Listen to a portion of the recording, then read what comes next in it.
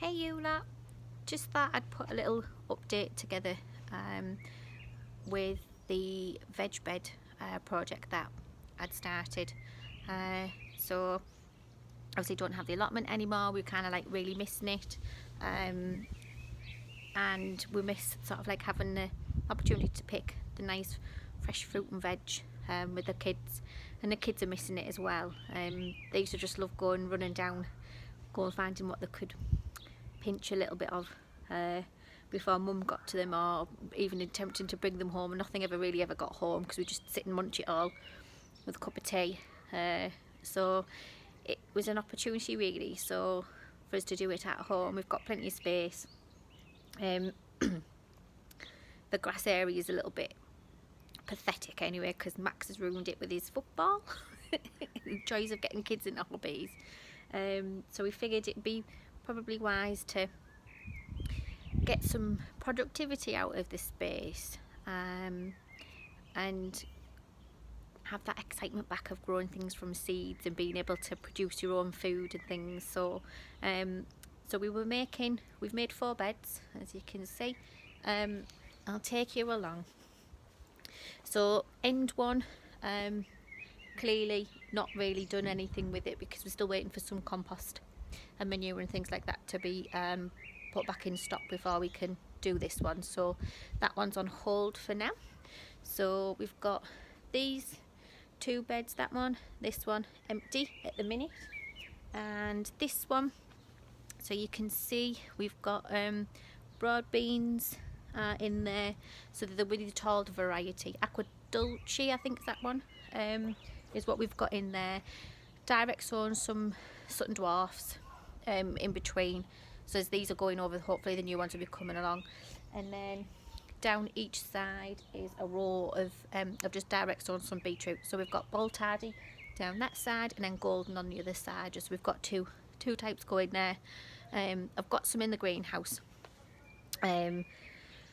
which I've sown, so there'll be some fresh seedlings and stuff to replace as we're going along. So with the other 2 beds that we've got up there at the minute, I think the furthest one away is probably going to be a brassica bed, as I know they can take a bit of shade.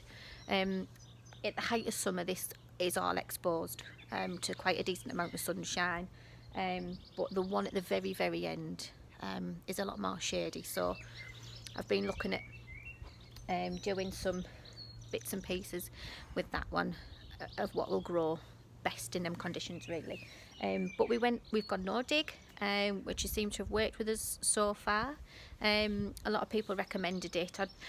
If you haven't heard of it already, look for a chap called Charles Dowden, who's just amazing in the things he does with no dig's just unbelievable, and the quality of his crops and things like that are amazing. So we've gone for that, which has made things a quicker process for us. So if you are looking at doing something like this in your own back garden, or even on an allotment in a communal space or whatever, no dig's definitely a good way to go, just because it's just so simple, quick, easy, and so beneficial to the soil and all the biodiversity and things like that involved with it. So they're actually looking okay. We've left them alone a little bit just to give them a chance to settle, and then I've just been back along this morning because we've had a bit of rain, so the grass has sprouted in between, so I've given it all a bit of a trim. And I'll tell you what, I can try and show you, not that there's much to see, but I have this trellis frame that obviously guards the greenhouse there, and then I've got like a little bit of a growing area over here, but some of that it needs tidying up, some of this. But yeah, there's peas, 2 varieties of peas. I've got a dwarf pea and ambassador pea in this one. But what the plan will be is peas, from what I've read, peas can grow well with squash, and melons like cucurbits, cucurbit family. So what I'm planning on doing is growing some squash up this for winter, and I'm just debating whether to put in the sugar baby melons as well. I'd seen an amazing archway at our HS Harlow car, where they'd had a few different crops going over this archway, and it was brilliant but genius because it was it was intercropped.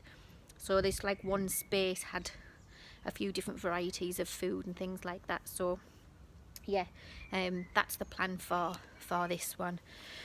So with the beds, I don't, I'm just seeing what I've got growing, because there's a few bits and pieces that are in there.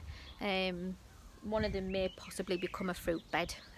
Haven't quite decided on that yet, but I've got plenty of time to develop it.